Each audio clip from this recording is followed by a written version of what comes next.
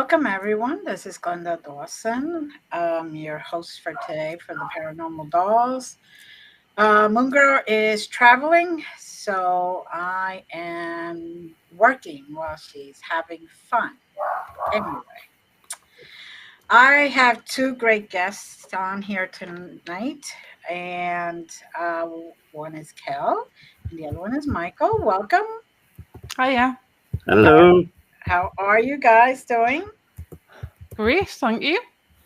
I'm doing well. Good. So, Kell, tell us about you. Okay. I'm Kell Ridley. I'm from the northeast of England, a place called Newcastle upon Tyne, which technically makes us a Geordie. So I speak a little bit different to some of the British accents that you get over there. I've been a paranormal investigator, I would say, since 2013. I started in a team. But before that, what got us interested in the paranormal was I basically flatlined during an operation when I was 6 years old. So from then on, my mum said that I basically used to talk to people that wasn't there, and I knew stuff that I couldn't have possibly knew. And I seen my first apparition when I was 10 years old. And from then on, it was I just love it. Absolutely love anything to do with a strange, unusual, paranormal. And a few years ago, I started my own team.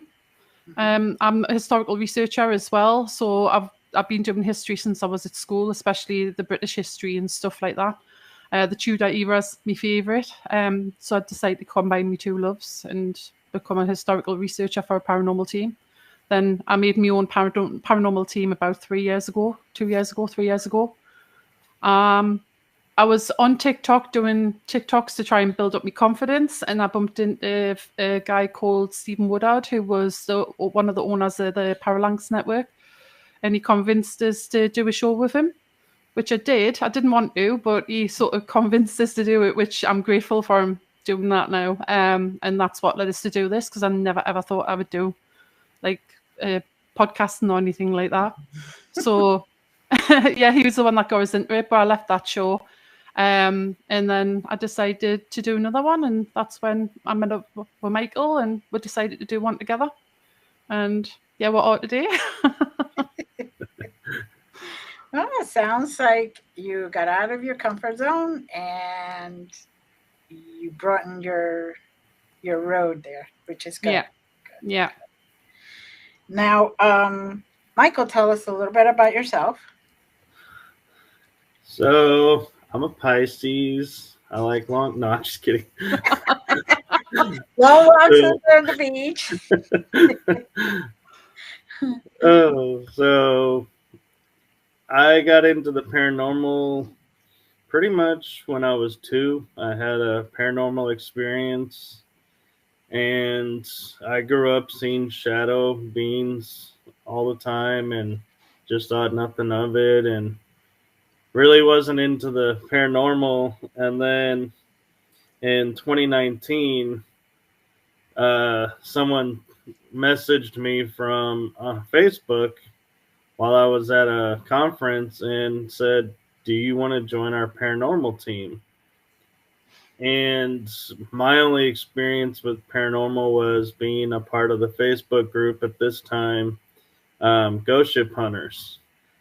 And I was like, you mean people actually do go out and investigate stuff like this? This is real? And they were like, yeah. And so pretty much almost like as soon as I got home from the conference, I was off on my first paranormal investigation at Yorktown Memorial Hospital. And then I was hooked, and let's see, we're in 2023 now. So I think it was 3 years ago, Stephen Woodard asked me if I wanted to do a show. And I said to him, in all honesty, I'm like a few months into this paranormal field. I don't know anybody. Nobody's going to be interested in me. And so I turned him down. And then last year, we were at a Para-Unity event. And how the story went was he was doing a live, and I had just gotten onto the live and kind of introducing myself to everyone when I had to step away to show someone something. And when I came back, he was all packed up and said, "Don't worry about it. We'll get you your airtime." And he then says, "By the way, we still have room if you want to do a show." And I was like, "Really?" And went and talked to a friend of mine. And we were like, "Yeah, let's do it. We'll do a show." And so we were taking meticulous time to make it a perfect show. And Steven comes up to me the second to last week of July and says, "You need to launch your show next week or we can't have you on the network because Facebook is about to do changes." Mm-hmm. And I go, "We are nowhere near ready. We're in like month 1 of 3 of getting everything together. We don't have nothing prepared." And I said to him, "Let me get back to you." So I go to Carla Norris, who was my original co host, and said to her, "This is the situation. We either launch next week or we have to wait." And I said, "They said it doesn't have to be perfect. We don't need this. We don't need that." And launched. And the show we were comfortable with it, but we were getting a lot. It was called Exploring Our Secret Past, I think. And everybody kept wondering what the secret was. And it's like the name didn't really fit. So we rebranded it to The Energy That Surrounds Us, which has been a huge success. And it's been a lot of fun. And meanwhile, while we were rebranding, Kell, as she mentioned, reached out to me and was like, "Hey, do you want to do a show?" And I was like, "Well, what would the show be?" And we were pitching ideas back and forth, and we were like, "Yeah, let's do this. Let's see." And that's where Paranormal Versus was born, and we are coming up on our 28th episode in a couple of weeks or next week. I don't even. Yeah. It's blurring together. But yeah, and it's been a huge, great experience. And hosting with Kell, one of the funny things was when she was on Closing the Gap with Steven, I would be like messaging Kell and saying, "Hey, you did really great. You sounded great." And she's like, "You could understand me?" And I go, "Yeah." And she goes, "Nobody can understand my accent." And I was like, "I understood you just fine." One of the millions. Apparently, everybody understands us now, just not a couple of people. Yeah. And so, yeah, we have had a couple of episodes to where I have to translate. That's true. Yeah. But we try to keep it lighthearted and fun, but still bring really interesting topics. Mm. Good. Yeah. So, what kind of topics? The audience, I'm sure, would love to hear more. Michael? Let's see. We've done near-death experiences. Mm-hmm. We have done UFOs? We did UFOs. We did one episode on the flat Earth theory, and we've done paranormal equipment. We had a equipment maker on. Mm-hmm. We've done a lot of paranormal investigators. Mediums. We had Mike Heston Rogers on from Fire in the Sky. Nice. So that was a lot of fun to hear about that story and set some of the records straight. Mm-hmm. Good. Good. So, now you said you had your first paranormal experience at the age of 2, which is really nice because the first one that I talk about is at right before the age of 2. Mhm. I had it before that. I still remember, but everybody used to look at me and go, "You were just like a year and a half. How can you remember?" Mm. When it's something like that, and then you start realizing, it just clicks in and stays in your brain. I mean, Yeah. Yeah. it's not. It really does. Yeah, it's something very big. So, Mhm. um, can you talk about that paranormal experience, Michael? Yeah. I was at a friend's house playing hide and seek. Okay. We're playing hide and seek in the dark, and I thought I had seen her go into one of the back bedrooms. So I went in there, and what I thought I seen was my friend sitting with her back against the wall, hugging her knees. Hmm. And then I thought, well, that's a bit weird. She was wearing clothes before. Now she's wearing a nightdress. And so she started crying, and I'm thinking, what's wrong with her? So I went to like put my hand on her to say, are you okay? And my hand went straight through her. And that's when I was like, hang on a minute, this is not normal. So I just basically hightailed it out there. Told my mum, and my mum told one of the neighbours, and the neighbour had lived there like all her life.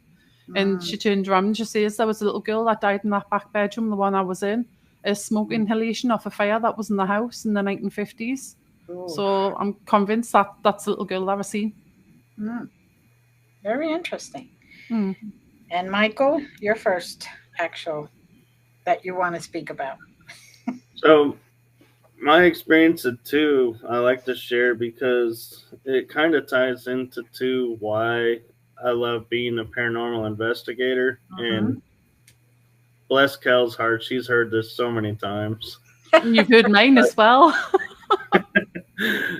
So when I was 2, my memory was I was in the attic and I fell through a vent shaft to where my eyebrow got cut on a wire Ooh. and landed on a concrete basement with no broken bones, no bruises, nothing.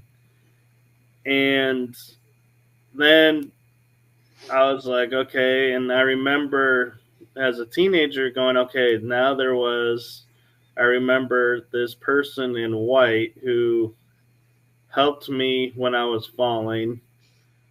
And I was like, okay. And so I was like, and I remember having a large conversation in a matter of seconds to where I was talking with the spirit that helped me and saying, if I'm going to help people, if I'm going to do, all this work to help people, I need access to my abilities. I need access to this and that. And then I was like, I woke up. And so I'm like, okay. And I'm sitting here thinking as a teenager going, how at 2 did I have awareness to have that kind of a conversation with a spirit? And then we had Catherine Sorlos on the show, and I had her on my Tuesday night show, The Energy That Surrounds Us, and she was telling me there was a second spirit that came, and one of the spirits pulled me down, and that's why I fell. It was an accident. They grabbed my arms, and I fell in. Mm. And I say accident because I don't know if they were pulling me in or if they, were grabbing my arms and I just flinched and fell by mistake. But she said, yeah, and one came to help me be safe from the other one. And then later on, my mom goes, you were never in the attic. You were on the second story of the house. You were not in the attic. You were on the second level, but you did fall to the basement. Wow. And so it's like I'm learning more and getting more pieces to the puzzle.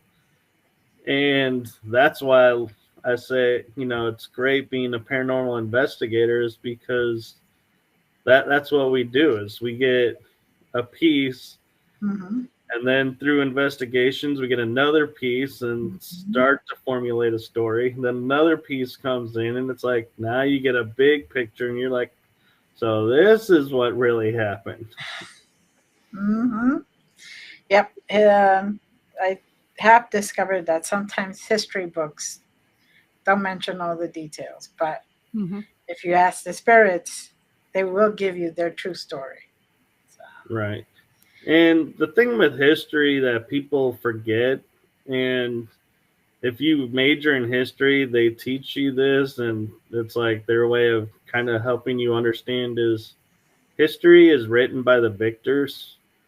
So if you do things you don't want known and you win, you can erase them from history and nobody's the wiser. That's true. Very true, very true. Funny, but very true. Um, And one of the interesting pieces too is Kell had asked me, because she knows I do genealogy, if I could run her genealogy.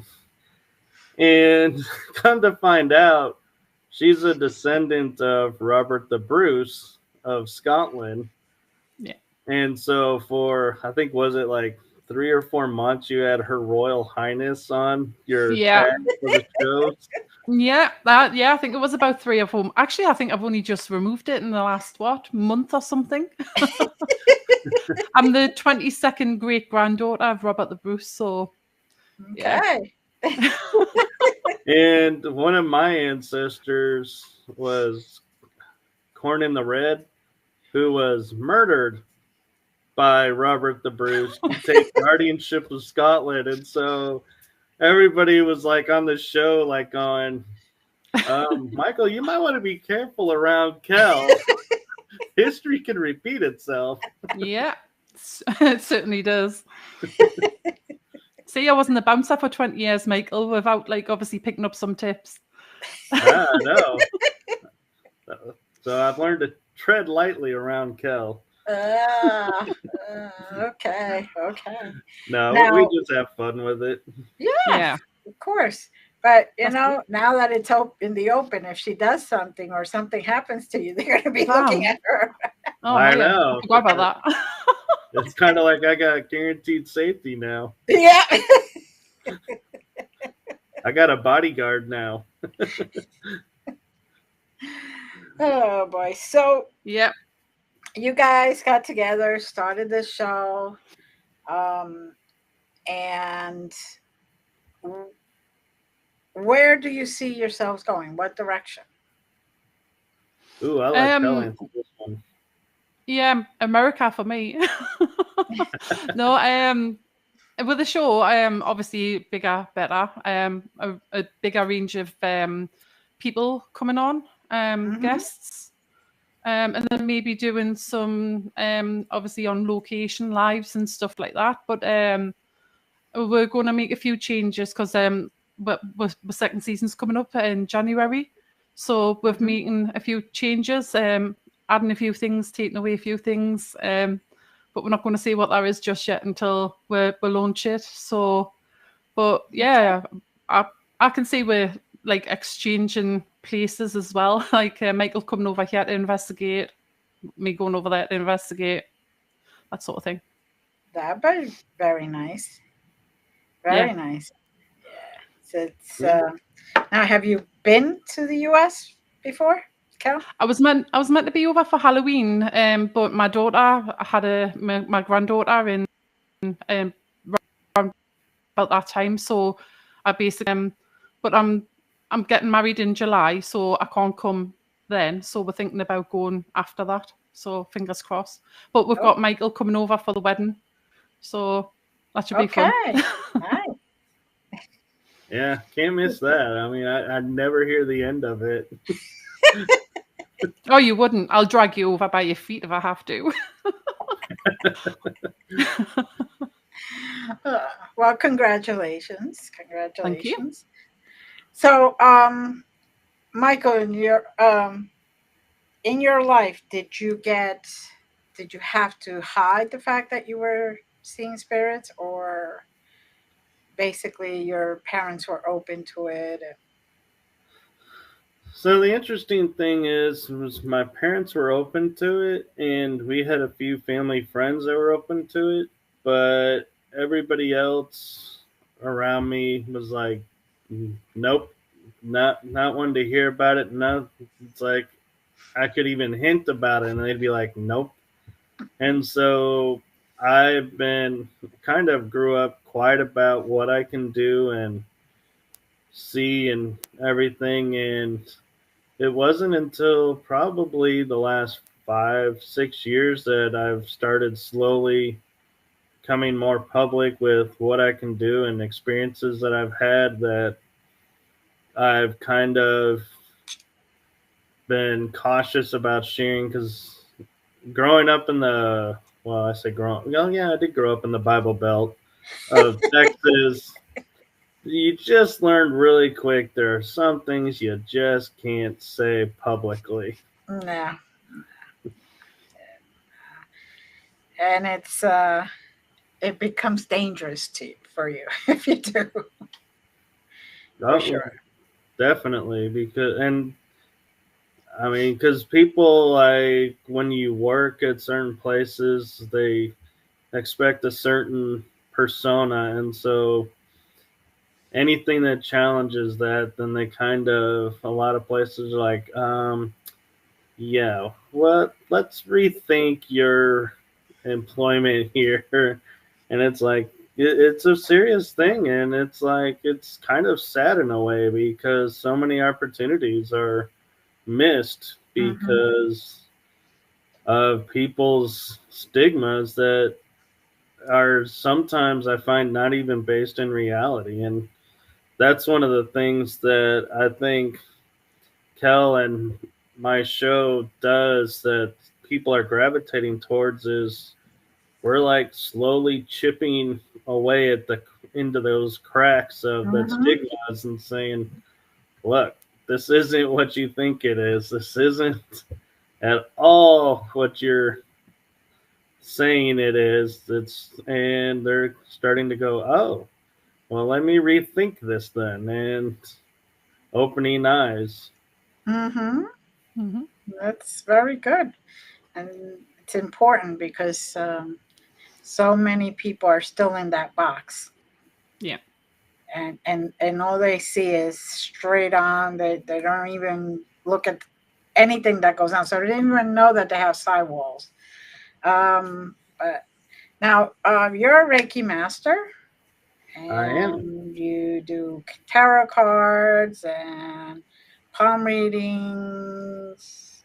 So tell us a little bit about that, So, okay, for the record is I can read tarot and oracle cards. I right? used to read them more often, but I've kind of shifted focus more into the paranormal field for a little bit, but I still can read them when I Mm-hmm. need to.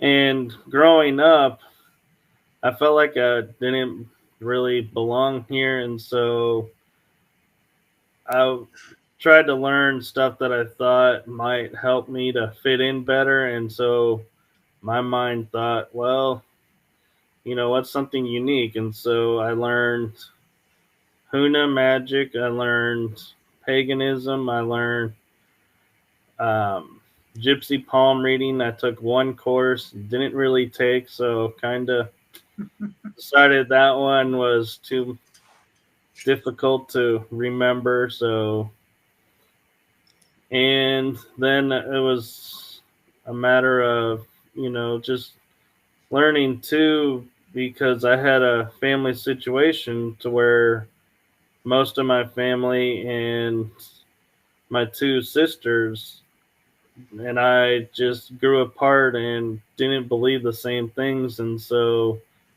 they disappeared out of my life. And so for the longest time, I thought it must have been something that I'd done.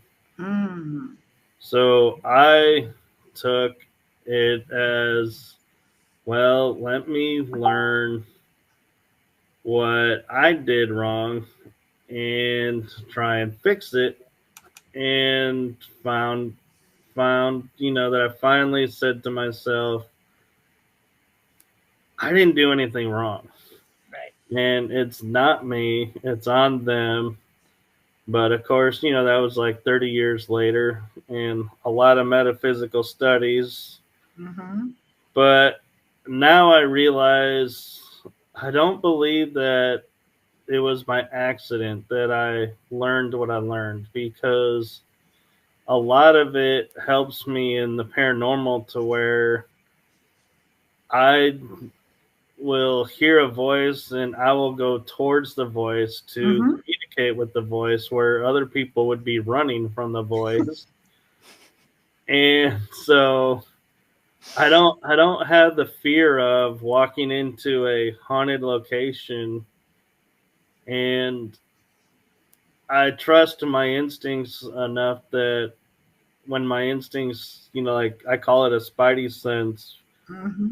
and I'm like, something's here, and I'll be looking around, and if it starts getting too uncomfortable, I'll just step outside and be like, okay, what's going on? Or if I feel like something's like following me around and wants to communicate, but it's not able to communicate, I will just stop and say, look, we can talk. You don't have to be like super creepy and stalkish and all of this. We talk through these devices, or come and find me at this point and we can do it. And astral traveling, I found, helps too, being able to do that, because Mm-hmm. then it gives you like another avenue of communicating with people. And Right.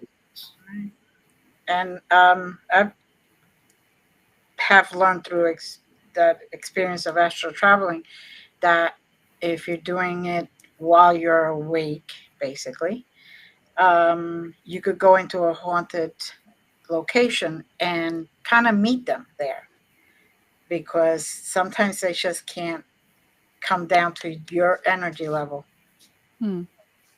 which is, I've discovered, is very interesting how different it is speaking to them that way. So maybe, that's something that you may want to try, and right on location. I definitely will. And we were discussing actually with Dr. Heather. I don't know if you remember, Kel, that we were discussing one of my paranormal experiences where I was on a battlefield. Yeah. And she pointed out to me that because all my senses were engaged, Hmm. that I had actually traveled back into that situation. And I was experiencing it firsthand as a witness to the event, not, recalling history or memories. That she said I was physically there. And that episode really warped my mind a little bit. It took time to process because it's only happened twice in my life, but it's one of those where you're like, oh yeah, something's different, and I want to do this more. And how do I engage it more? And it's like there's no way really to practice that, though. To practice engaging all five senses in any event, so it's kind of trippy when you have it actually happen and you're like, man, why can't I do this more often? Well, I, what helps me is setting the intention before I walked into the place. Hmm. And 99% of the times I have discovered that once I do that, I go there. And for example, a child could have lived there 200 years.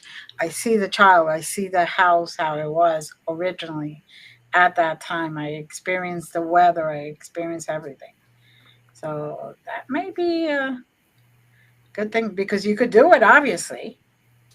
So that's the only way you could practice, setting the intention before you go in. Yeah, I'll have to try that, see Yeah, if it helps. I'm sure it will.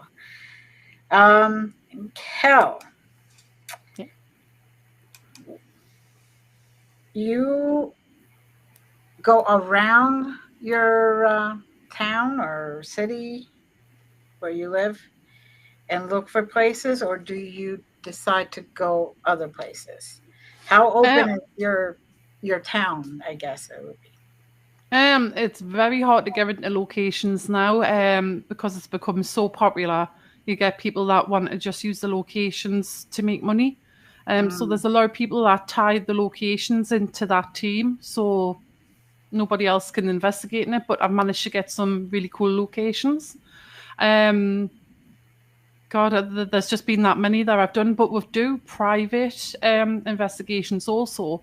So some of the best ones have been private locations, investigations. But there was one that it's it's like an old military base, and it holds it's a museum and holds like stuff from World War I and World War II, stuff that people were killed in. And it was also set on an old Roman town, I think it was, obviously during the Roman times. And so it's got that history about it as well. But that place, when you go in it, it's just like there's just seems to be conflicting energies everywhere. Yeah. It's that jam packed full of energies. But I seen something in the dark, and I'm thinking, right, okay, I've just seen something out the corner of my eye moving, and that definitely wasn't a shadow of anybody else. Nobody was around, so I took a photo. And then it wasn't until I got home, it was in the hangar where the World War II fire engines were kept. And when I've Mhm. looked at it, you can actually clearly see the outline of a World War II fireman with his helmet on, even the buttons on his breast jacket. Yeah, like I say, you can perfectly see him. So that was like one of the best things that I've captured so far.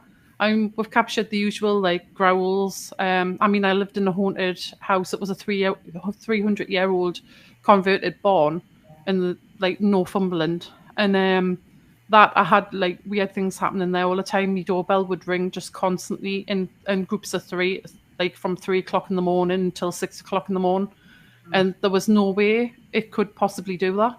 I even took the batteries out of the like transmitter thing in the house for it, and it still was keep ringing. Mm. And used to have the telly used to like switch on in the middle of the night. We used to blame the cats for that one though.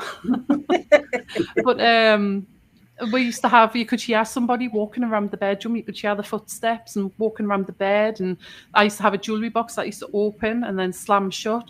So, I mean, I moved from there because I was splitting up with my ex-partner, but I would love to have stayed there just for the investigations. But Mm. like I say, but like I say, that we have had quite a few places down here of interest. But like I say, it's pretty hard to get hold of them over here because, like I say, people just want to make money out of them, which I don't think's fair. Right. The only thing that I would say is if they want to make money, it would be to help the location Hmm. maintain the place, Yeah, not for personal gain, which is exactly. what a lot of places unfortunately are Yeah, going through right now. yeah. So that's the problem. Hmm. Um, and once, oh, your fiance, how does he feel about all this? He's into the paranormal too, so Okay. he absolutely loves it. He's the one. He's part of my team, so he comes with us everywhere, and he's always on paranormal verses as well with me and Michael. If I can't do it because I've been bad health recently, so he'll jump on and take over my spot and help Michael. So yeah, he loves it. Absolutely loves it. Good, good, good, because it's very hard to do this stuff if your partner is not into it. Yeah. So, Oh Uh yeah. huh. but uh, Michael, we I heard through the grapevines that you write articles. Yes, I so in July I met with Chelsea, and she was doing a conscious collective newsletter, and she saw that I was in the paranormal, and so she was like, "Hey, would you like to write some articles?" And so in September, I had my first article published, which was kind of a introduction of me by, I called it a growing up in a metaphysical paranormal world, to where I shared some of my stories of, my past into the present, kind of an introduction piece. And she liked it, and she is a fan of the podcast shows. And so I've turned a lot of my paranormal experiences into articles for her, and she's kind enough to publish them on her newsletter. And one of the things that kind of surprised me is a lot of people have the notion of, like, a lot of our holidays, like Halloween, has always been what it is now. And so I did an article and said, here's the origin of Halloween and what it was originally called and how its name derived and where the traditions came from. And one of the traditions that kind of surprised me to learn is during the Halloween season, or Samhain, women who were single would bob for apples. And they would use the peels thrown behind them, and whatever letters were formed, that would be the initials of who they were supposed to meet. Mm-hmm. And so I was like, that is interesting, because nowadays everybody's bobbing for apples, and I doubt any of them know that's where that tradition started. And so I was like, wow, how cool is it to, bring awareness to where that tradition started. And she liked it so much that she said, can you do one for all the holidays? And so I wrote one for Thanksgiving. And I, being pagan and, metaphysical, I know Yule and Christmas, and I always thought they were the same holiday, just different name, and came to find out they're actually two different holidays that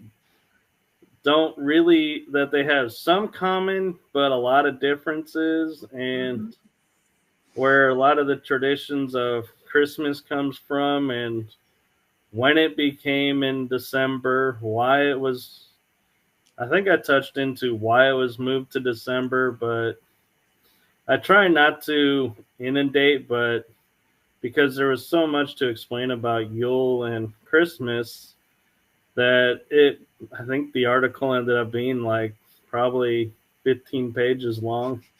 Wow. And, I don't know. It was one of my longer ones, I'll say that. But I enjoy writing about my experiences and putting what I've learned with them in the articles. Mm-hmm. And so I was laughing with Chelsea that come January is the last big, like, experience thing that I have that's kind of had such a big impact on me that I don't know what I'm going to write after that one. And she laughed and goes, I'm sure you have things to come up with. And I'm like, I got to really think about it, because it's been real easy to look at and saying, oh, yeah, I had an experience in France. Yeah, let's write an article about that. Oh, I had an experience in, Rome. Let's write about that. Okay. And it's like, well, now what do I write? I'm sure you could pick any place that you have investigated in the U.S., if nothing else. Yeah, I might start doing articles about, working with Kell and do a tell-all expose. Uh-oh. Please don't. Please don't. Let me know, because I'll be looking for that article. But no, so Kell is awesome to work with. And thank you. One of the things I think people like us on screen is, one, we're authentically ourselves. Mm-hmm. two is we just go with the flow. It's like we're there for each other. We support each other, and if Kell can't make it and Matt can't make it, then we just simply postpone the episode or reschedule it at some point. But we don't ever say to each other, well, I'll do it without you guys, because it's a team effort and we are a team. And when we first started, I always would say I'm Kell's co-host, that it was her little jewel of a show that, I'm just blessed to be a part of. And it actually, jokingly aside, last month was when I started to actually take to heart what she had told me. And now I'm like, I am the host of Paranormal Versus along with Kell. Yeah. I no longer say I'm the secondary guest host. And so, well, it's both a team effort, really, isn't it? Right. It is. We all have our strengths and we all have our weaknesses, and we're there and for each other. And one of the things, without saying too much, is like Kell was saying, with changes coming to the shows, we actually, in a meeting I came up with, and Matt and Kell liked the idea of, we each have a show where we showcase we each have our strengths showcased and help each other, to overcome the weaknesses that we have with the shows. And so the shows are going to somewhat have different flares now. We're each going to have our own episode that we're going to lead coming into the next season. However, though, we discussed it and we were like, the one thing we liked is Kell asked her questions, I asked my questions. It's free-flowing conversation. Yeah. And we're like, we're not changing that. That I promise everyone, that aspect of the show will stay the same. Yeah. Good. Before we go off too far, what's the name of the publishing? You said you write articles. Where? Conscious Collective is the name of. It's a digital platform. Okay. All right. And I would give you the Facebook address, but so in all honesty, Facebook has put me on a temporary ban right now over a post of a Halloween event for Paranormal Versus, promoting the episode, and an episode with one of the hosts of Parapost Network, Matt Barron. So both of those have got me flagged and temporarily banned, so I cannot access Facebook right now. And I appealed 3 times, so Facebook, if you're watching, please restore my status. I would have been a lot more savage than that, Michael, and like begging them. Well, I'm trying to be diplomatic. I mean, I've already inundated You're not them like with me at 3 all, are you? appeals. Yeah, definitely not like me then. I'm like, I've written 3. I've gone from polite to passive aggressive to aggressive appeals, going, look, can you give me a clue where we're standing right now?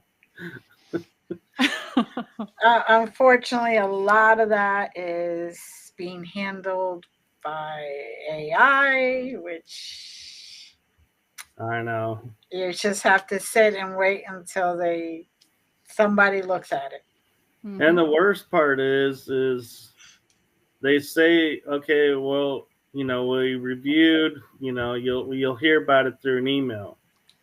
And I finally clicked and found somewhere where it says I have 170 some days before I'll be permanently disabled, if not appealed, and they don't reverse their decision. I'm like, That's 6 months.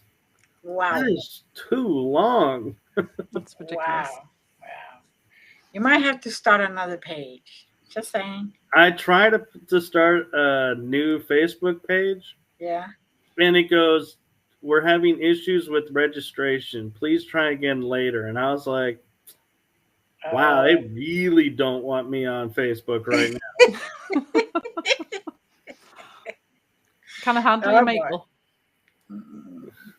So Kel was nice enough to put a post on that said, "This is what happened," and so at least Paranormal Versus knows where I'm at, and a lot of my friends from the other show, the energy that surrounds us, I've been able to talk to them about it on phone and everything. And yeah, it's hard because I know, being a podcast host, and I'm sure you're aware of this too, that optics are everything. And so now that I've lost access to all of my guests, that it's like, yeah, this is going to be an interesting new season. With how am I going to be reaching people to let them know we're still around? We haven't disappeared. Hmm. Hmm. And that is why I like to collect emails. I'm learning Yeah. that. Yeah. And I've tried to learn, and I got blindsided again before I could put it Mm. out there to a lot of them. So it's Yeah. like, yeah, But it's okay. You'll get it back. You will. So, Kel, what I hear you write and you make them into songs. Yeah, that's right. Okay. My partner, my fiance, is a music producer, so he does a lot of music. He actually wrote the theme tune for Paranormal Verses. Um, so with him doing a lot of music, I used to write poems and that when I was younger, and then I decided to start turning them into songs. So far in the last, I would say, 6 months, I've wrote over 155 songs. Wow. So he's got a backlist of things he's got to go through to make music for. So yeah. yeah, just want Nothing to. like, making the other side feel so lazy. I'm sitting here written 5 articles and going, I don't know what to write. And she's over there. I've written 150 songs. Yeah, I've Almost I've written either. I've written a few about the paranormal and UFO experiences and stuff like that. Just I don't even know where it comes from half the time. It just, like I say, I just put pen to paper. Well, I don't put pen to paper. I'll put a few ideas down, and then the next thing I know, within 5 minutes, I have a song. So even me fiance is like, how the hell do you do that? I just don't understand. Well, I you're don't know just myself. channeling what's coming to you. That's Yeah, all. channeling the songwriter. Well, let's face it, all artists are. Hmm. Those that paint, those that write songs, they're basically even music in itself. You're Yeah. channeling. Hmm. Yeah. You're getting it from your higher self and you're just Yeah. sending it out to the world. So Hmm. She does more than just write music, too. oh Yeah. she does. I'm a crafter. I make things out of clay. Well, basically everything you can think of, I can make it. I can look at something, know how to make it. So what Michael's talking about that he likes I make is these little octopus with the eyes and the tentacles in a jar, like on a jar, and then the holding crystals and stuff like that. So Nice. he always brings that up because he likes them. He's a good supporter. So where could people find both of you? Obviously, Michael, you're going to have to be found through email right now. Actually, I'm on TikTok Okay. and Instagram and Rumble and Truth Social and Telegram. Okay. But the easiest place to find me probably would be TikTok, because that's where So I'm more active now, because I can still promote things and still communicate with some people. all right. So I'll add all the links up to the bottom of the description so everyone can find you. And what about you, Kel? I'm on Facebook. Haha, Michael. Yeah. I was waiting for that. I'm sorry. That's why I picked her second.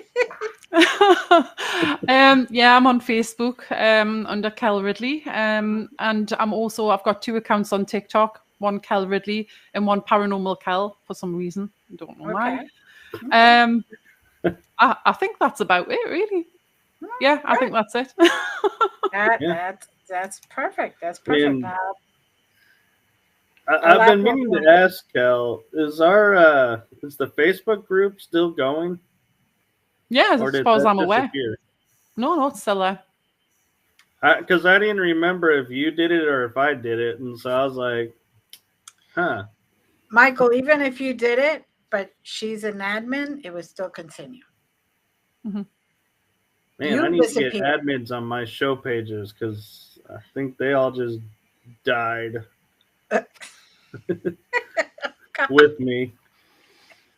Because I actually have 3 shows that I do, podcast shows, and we're looking at kind of merging some of them together.